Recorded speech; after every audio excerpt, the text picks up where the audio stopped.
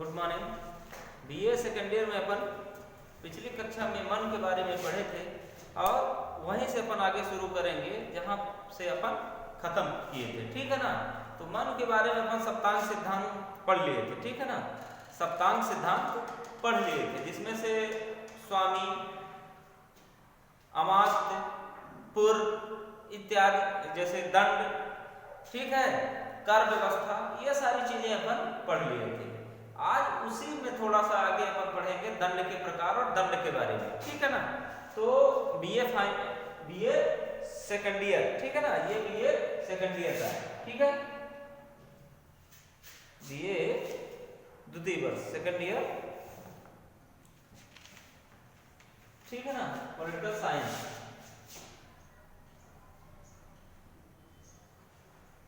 Political science, paper first,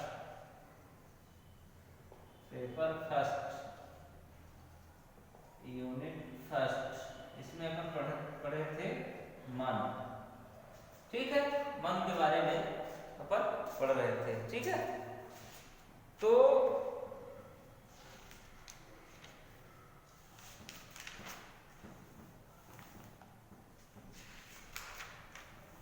हाँ, यहां पर बताया गया है दंड व्यवस्था।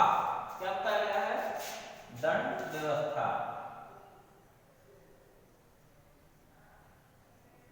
दंड व्यवस्था।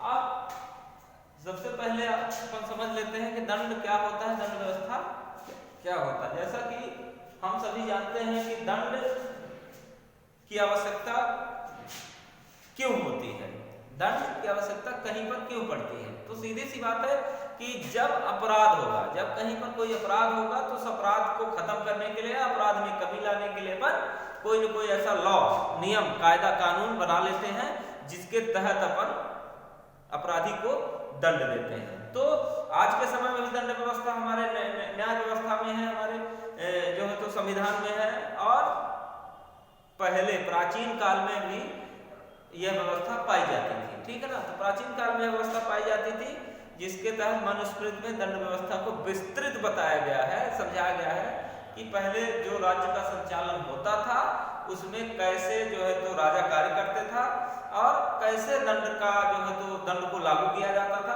ये सारी चीजें बताई गई थी। ओके, तो दंड व्यवस्था। अब दंड व्यवस्था में अपन आते हैं तो दंड का अर्थ शक्ति है जिसे राजा धारण करता है, यानी कि दंड का अर्थ क्या है? शक्ति है। जब हमारे पास ताकत रहेगी तभी तो हम किसी को दंड दे पाएंगे। अर्थात यानी कि राजा के पास समस्त शक्तियां पहले होती थी, जिस तरह से आज आप देखते होंगे कि जज के पास, मजिस्ट्रेट के पास और हमारे जो प्रधानमंत्री, मुख्यमंत्री होते हैं जिनके पास शक्तियां होती हैं, ठीक उसी तरह से पहले राजा के पास सारी शक्तियां होती थी और दंड देने का अधिकार भी राजा का होता था, ठीक है। फिर अपन देखते हैं दंड के प्रकार। दंड के प्रकार, दंड के प्रकार में पहला है घिक दंड।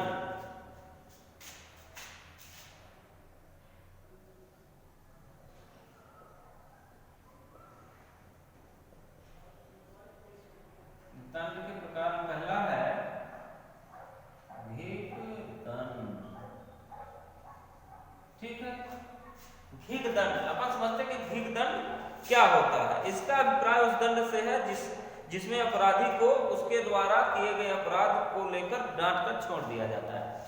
घिक दंड का सीधा तात्पर्य यह हुआ, हम आप समझ लेते हैं कि कोई अगर अपराध है, ठीक है ना, तो उस अपराध में अपराधी को बुला करके और डांट और फटकार लगा करके उसको समझा बुझा करके उसको छोड़ दिया जाता है, यानी कि डांट फटकार लगा देना घिक दंड कहलाता है, ठीक है। समझ में आ गई बात?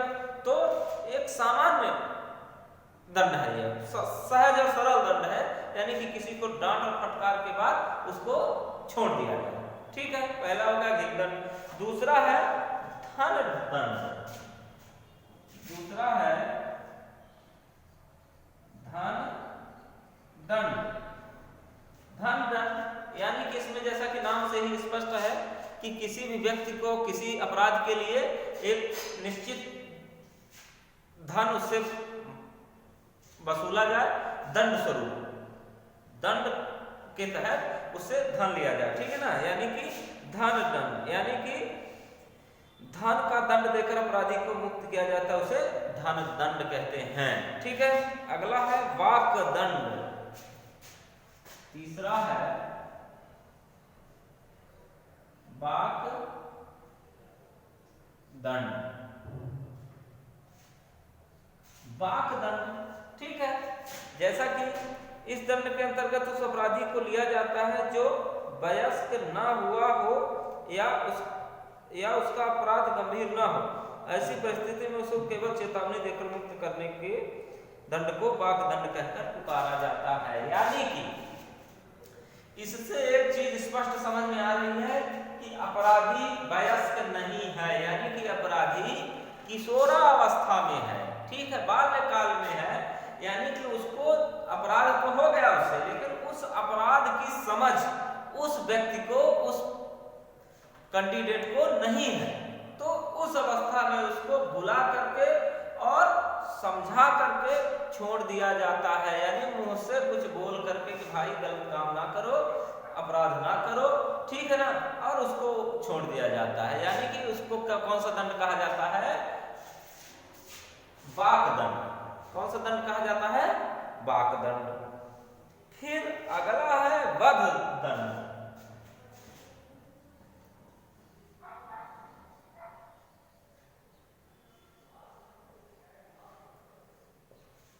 वध दंड, वध दंड स्पष्ट नाम से ही अपने स्पष्ट है कि इस दंड के अंतर्गत अपराधी को शारीरिक पीड़ा देनी होती है। आज के मृत्यु दंड से भी इसकी तुलना की जा सकती है। यानी कि इसमें अपराधी को सीधे मृत्यु दंड दिया जाता है। जैसा कि आज आप देखते हैं कि अगर हम कोई ऐसा अपराध होता है जो किसी व्यक्ति की अगर कोई हत्या कर देता है तो उसको सीधे फांसी या मृत्युदंड दिया जाता है।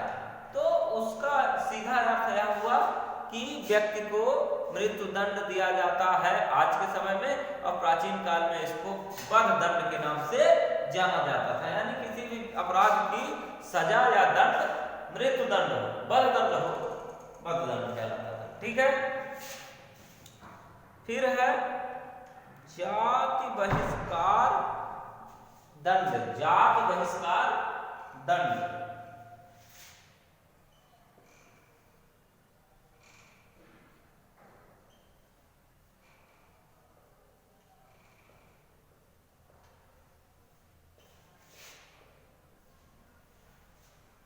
जाति बहिष्कार दंड। जाति बहिष्कार दंड से क्या तात्पर्य है? जाति बहिष्कार से दंड से यह तात्पर्य है कि इसके अंतर्गत समाज को अपराधी से संबंध समाप्त करना होता है। यानी कि अपराधी जो होता है उसको समाज से बहिष्कृत कर दिया जाता है और उसको अपनी बिरादरी में, अपने जो है तो समाज में नहीं रखा जाता है, उसको सामाजिक दंड दिया जाता है। सामाजिक दंड से सीधा तात्पर्य होता है कि व्यक्ति को जात बहिष्कार किया जाता है, ठीक है ना, और उसको ना उससे खान पान और किसी भी प्रकार का कोई ऐसा संबंध समाज नहीं रखता है। ऐसे आपराधिक दंड को हम जाति बहिष्कार दंड के नाम से जानते हैं, ठीक है। फिर अगला है संपत्ति हरण दंड।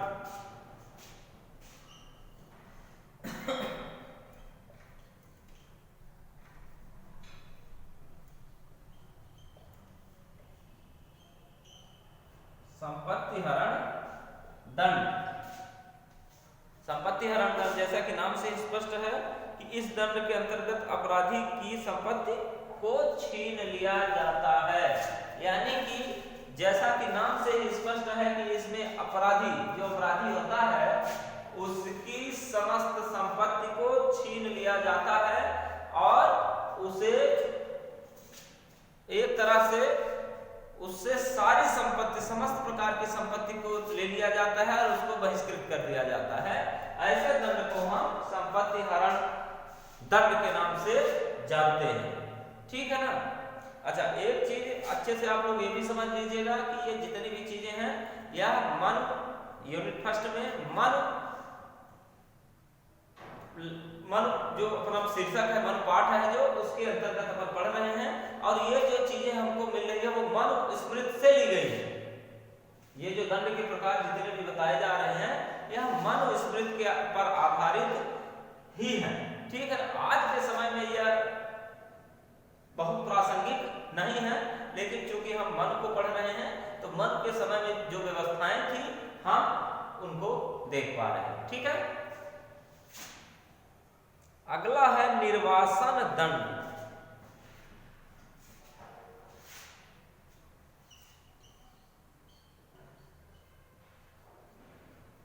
निर्वासन दंड। निर्वासन दंड जैसा कि स्पष्ट है, इसमें अपराधी को राज्य से निकाल दिया जाता है, भविष्य में भी न आने को कह दिया जाता है। यानी कि यह ऐसा दंड है कि अपराधी को सीधे देश निकाला ही कर दिया जाता है और उसको चेतावनी दे दी जाती है कि भविष्य में भी अपराधी राज्य में न आए, यानी कि राज्य से उसको बहिष्कृत कर दिया जाता है। आप देखते होंगे कि आज के समय में भी यह दंड प्रचलित है। ठीक है ना। नाम जरूर अलग है। तो जैसे आप देखते होंगे कि जिला बदल हो जाता है लोगों का, ठीक है ना, राज्य बदल हो जाता है, ठीक है ना, और तड़ी पार भी कर दिया जाता है, यानी कि एक देश से दूसरे देश में भेज दिया जाता है। आज भी यह दंड प्रासंगिक है। ठीक है। तो इससे स्पष्ट है कि अपराधी को राज्य से बाहर निकाल दिया जाता है एवं भविष्य में राज्य में न आने की चेतावनी दे दी जाती है। ठीक है। तो यह दंड कितने प्रकार के हुए? 7 प्रकार के दंड हो गए। पहला दंड हुआ भीख दंड, दूसरा धन दंड, तीसरा वाक दंड, चौथा वध दंड, पांचवा जात बहिष्कार दंड, छठवां संपत्ति हरण दंड और सातवां निर्वासन दंड। यानी कि ये जो दंड के प्रकार मनुस्मृति में बताए गए वो 7 प्रकार के बताए गए। ठीक है। एक चीज और देख लेते हैं कि दंड की मात्रा एवं उसमें निष्पक्षता। दंड की मात्रा एवं उसमें निष्पक्षता। ठीक है। इसका मतलब यह हुआ कि दंड की मात्रा, यानी कि किसी भी अपराध का को किस तरह दंड दिया जाए। दंड की भी एक सीमा है, दंड की भी एक सीमा है। तो इसमें यही बताया गया है। एवं उसमें निष्पक्षता, यानी कि उसमें ट्रांसपेरेंसी कैसे आए, निष्पक्षता कैसे आए, किसी अपराधी में भेदभाव ना हो। अब आप देखिए कि दंड राज्य में निवास करने वाले प्रत्येक व्यक्ति के लिए दंड समान होता है, तभी राज्य में समानता और निष्पक्षता आएगी। अगर मान लीजिए कि अगर राजा का कोई लड़का अगर अपराध किया और एक मजदूर का कोई लड़का अपराध किया, तो अगर उसमें दंड में अगर वेरिएशन है, विभिन्नता है, तो फिर वहां पे निष्पक्षता नहीं मानी जाती, वहां पे ट्रांसपेरेंसी नहीं मानी जाती। ठीक है ना। वहां पे फिर न्याय व्यवस्था संतुलित और सही नहीं मानी जा सकती। ठीक है। तो प्राचीन समय में भी जो है तो दंड सभी के लिए होते थे, चाहे वो राजा हो, चाहे मंत्री हो, चाहे वो राज्य का आम नागरिक हो, मजदूर हो, किसान हो, सभी के लिए दंड की व्यवस्था थी और सभी को समान रूप से दंड दिया जाता था। ऐसा नहीं था कि राजा और राजकुमार के लिए अलग दंड और मजदूर और किसान के लिए अलग दंड, ऐसा पहले भी नहीं था। लेकिन इस तंत्र में थोड़ा बहुत समस्याएं पहले भी थी, आज भी, वो देखने का विषय है।